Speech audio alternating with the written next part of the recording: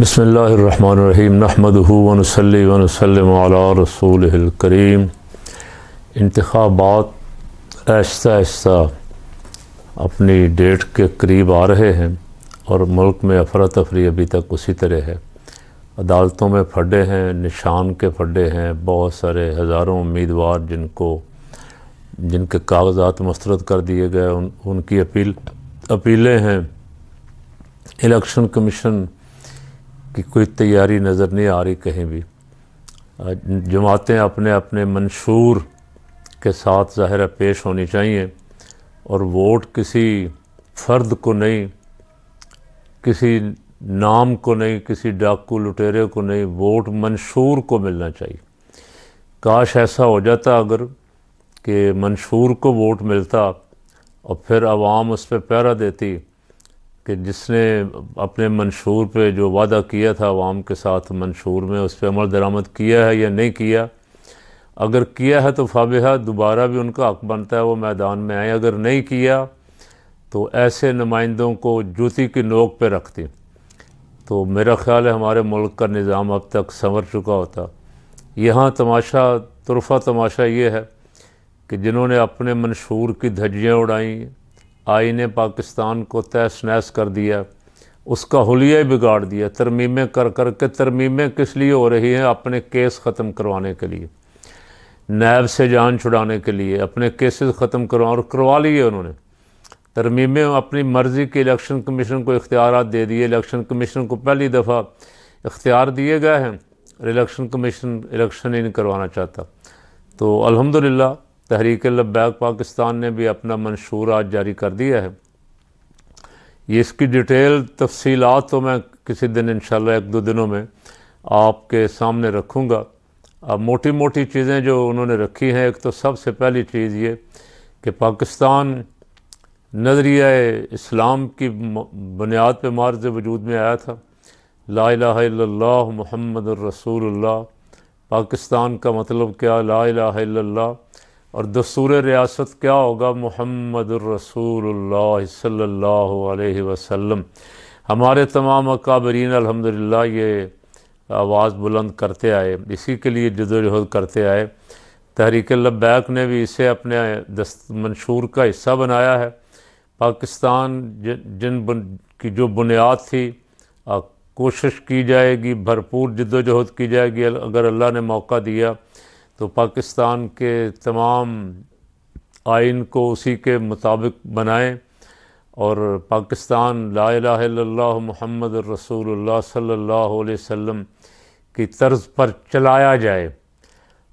मोटी मोटी चीज़ें मैंने कहा। उन्होंने एक तो मुझे जो जिस चीज़ की आजकल ज़्यादा फ़िक्र रहती है कि इनको को पूछने वाला भी आएगा नहीं आएगा।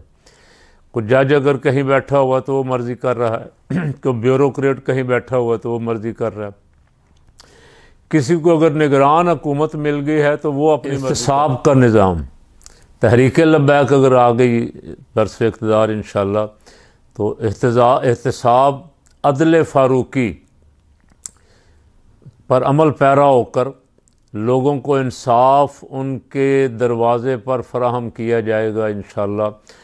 और कोई चोर उचक्का हुकूमत के किसी मनसब पे फायज़ नहीं हो सकेगा।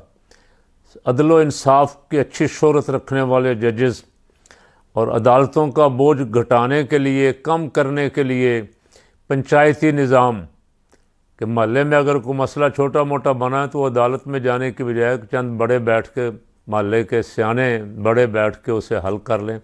यही होता था हमारे यहाँ। अदालतों अदालतों में तो कोई इक्का दुक्का केस जाता था, लेकिन अब अदालतों पे इतना बोझ है कि 60-60, 70-70 सालों से केस लटके हुए हैं। दो नस्लें ख़त्म हो जाती हैं, अपना हक़ लेते लेते हक़ नहीं मिलता और तीसरी नस्ल आ जाती है फ़ैसला।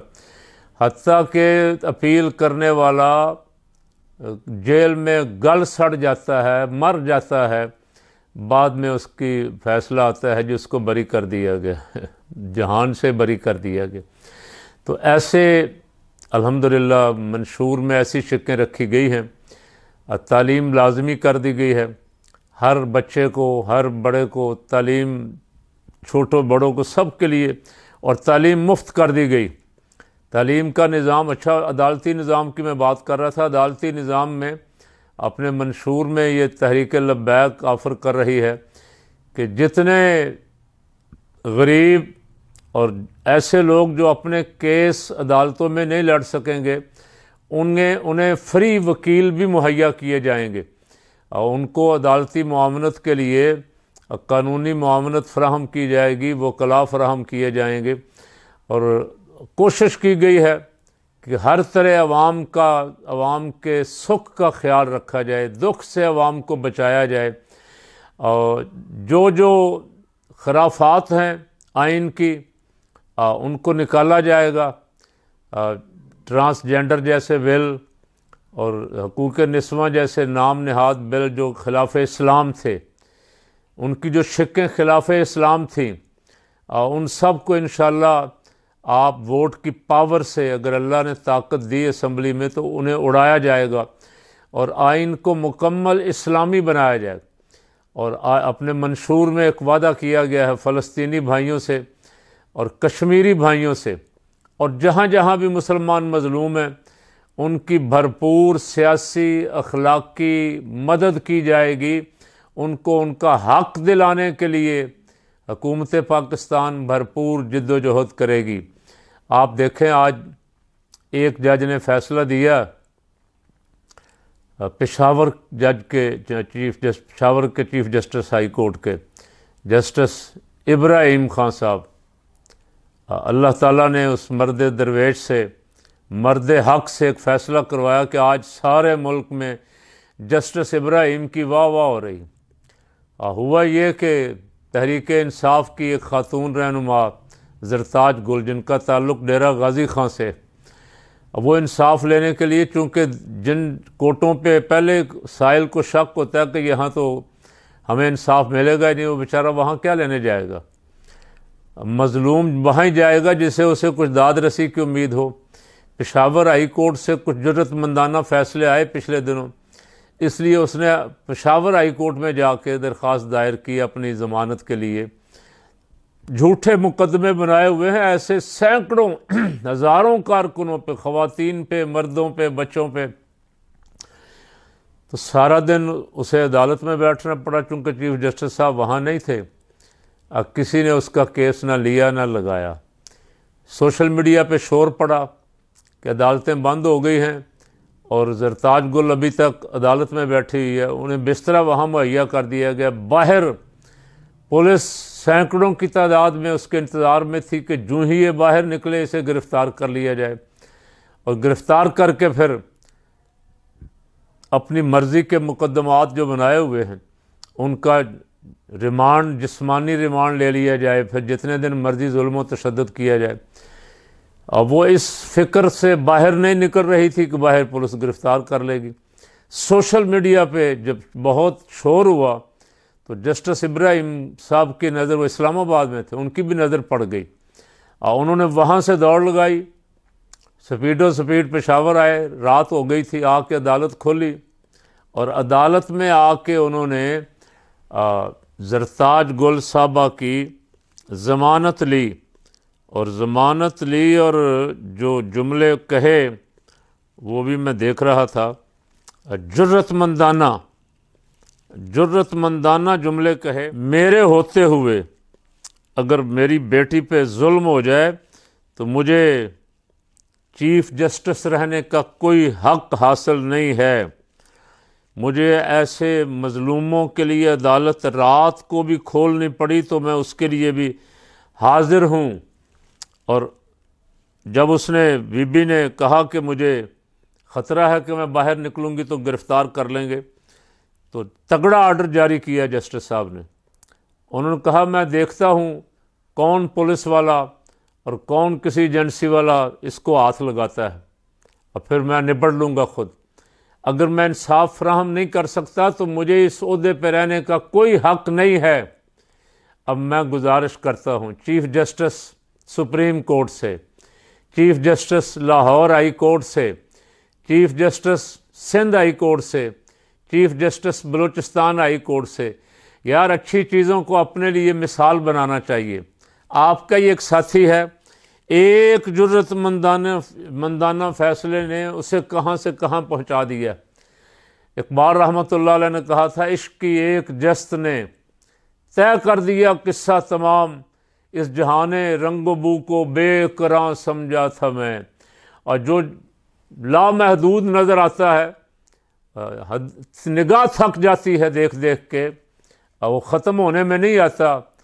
वो एक इश्क की एक जस्त, इश्क की एक जस्त ये होती है, एक कदम इश्क में उठा हुआ, अदलो इंसाफ की राह में एक कदम उठा, मजबूत उठा। अगर यहाँ जो 60 बार अब तक अदालतें छोड़ती हैं, बाहर गिरफ़्तार हो जाते हैं, ये जज भी जुर्रत का मुजाहरा करते तो पाकिस्तान में ये लाकानूनीयत ना होती। पाकिस्तान में पुलिस ये तमाशा नहीं लगा सकती थी। पाकिस्तान में इम्पोर्टेड खुद अयाशी करते रहे, दूसरों पे जुल्म करते रहे। अब बेशर्मी के साथ फिर वोट मांगने आएंगे, डरते निकल भी नहीं रहे बाहर। अवाम का खौफ इतना है कि ना जलसा, ना मीटिंग, ना कोई दरवाज़ा खटखटा रहे हैं कि भाई हम वोट मांगने आए। यही खौफ है कि 16 महीने हमने जुल्म किया लोगों के साथ। तो मैं तमाम जजेस से गुजारिश करता हूँ, अल्लाह रसूल के लिए जस्टिस इब्राहिम खान के इस फैसले को मिसाल बनाएं, जुर्रतमंदाना फ़ैसले दें, और जिसमें खड़ा होने की ताकत नहीं है, जिसकी टांगों में इतना दमखम नहीं है, वो इस्तीफ़ा दे और घर चला जाए। रोज़ी का तो मालिक अल्लाह है। तनख्वाह आवाम के टैक्स से ले रहे हैं और कहते हैं जनाब हमें अगर कोई बंदा लापता हो गया है, कोई बंदा उठा लिया गया है, तो वो खुद ही अदालत में आ जाए। जज साहब अल्लाह से डरें। जब आप पे ये बात आई ना, तो फिर पता चलेगा, फिर लोग आपसे पूछेंगे कैसे खुद ही अदालत में आया जाता है। आई थी आप पे भी, आपकी मोहतरमा अदालत में आके रोती थी, लेकिन फिर वल्लाहु आलम बग़ैर मनी ट्रेल के आपका केस क्लियर कर दिया गया। तो अब लोगों पे रहम करें। अल्लाह की मखलूक पे रहम करोगे तो खुदा तुम पे रहम करेगा। करो मेहरबानी तुम अहले ज़मीं पर, खुदा मेहरबान होगा अर्शे बनी पर। अगर तुम लोगों पे मेहरबानी और रहम नहीं करोगे तो खुदा भी कभी तुम पे भी और ऐसी रियासत पे भी मेहरबान नहीं होगा जिसमें जुल्म का दौर दौरा हो, जिसमें अदालतों की भी कोई ना मानी जाए।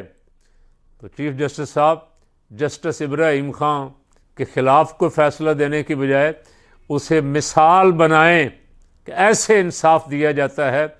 और वैसे आज कौम एक ही रात फ़ैसला दिया, एक मर्द जज ने, कौम सारी आज उसके साथ खड़ी है।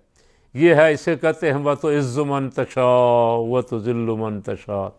अल्लाह करीम हम सब को इस इज़्ज़त वाले रस्ते, इंसाफ वाले रस्ते, अदल वाले रस्ते, मज़लूमों की मदद वाले रस्ते, हकूक़ इंसानी का पास करने वाले रस्ते पे हमेशा रखे, और जुल्म से और जालिम से हमेशा हमारी हिफाजत फरमाए।